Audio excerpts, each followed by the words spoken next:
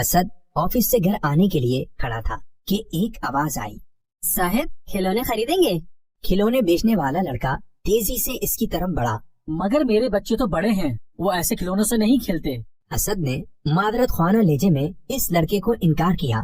اچھا ٹھیک ہے، اگر آپ نہیں لیں گے تو کوئی اور صاحب اپنے بچوں کے لیے لے جائیں گے۔ اس کی آنکھوں کی چمک یکدم ماند ہوئی، مگر ساتھ ہی خود کو تسلی بھی دی۔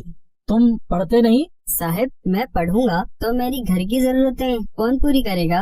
امی کپڑے سلائی کرتی ہیں، میں دن میں دکان پر کام کرتا ہوں اور شام کو کھلونے بیچتا ہوں۔ میرا چھوٹا بھائی اور بہن اسکول جاتے ہیں، میں چاہتا ہوں کہ وہ میری طرح نہ ہوں، پڑھ لکھ کر بہت آگے جائیں، اسی لیے میں اور میری اماں محنت مزدوری کرتے ہیں۔ اچھا یہ رکھ لو۔ اسد نے کچھ روپے نکال کر اسے دینا چاہے۔ میں بھکاری نہیں ہوں، محنت کرتا ہوں، کسی کے آگے ہاتھ نہیں پھیلاتا۔ ارے تم تو برا مان گئے۔ اچھا یہ بتاؤ ایک کھلونا کتنے کا ہے؟ 50 روپے کا۔ مگر ابھی تو آپ لینے سے انکار کر رہے تھے۔ تمہارے کھلونے بک جائیں اور تمہیں کیا چاہیے، یہ لو اس کے پیسے۔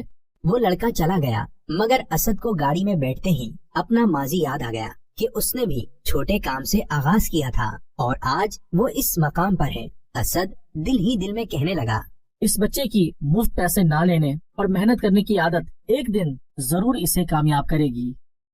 سبق: اس کہانی سے ہمیں اسد کی ایک اچھی عادت کا پتہ چلا کہ اسے ہاتھ پھیلا کر مانگنے کی بجائے محنت کرنا پسند ہے۔ حدیث پاک: ہمارے آخری نبی صلی اللہ تعالی علیہ وآلہ وسلم نے ارشاد فرمایا، جو شخص بغیر حاجت ضرورت کے سوال کرتا ہے گویا وہ آنکھ کا انگارہ کھاتا ہے۔ ہمارے چینل کو سبسکرائب کرنا مت بھولیے گا۔ شکریہ۔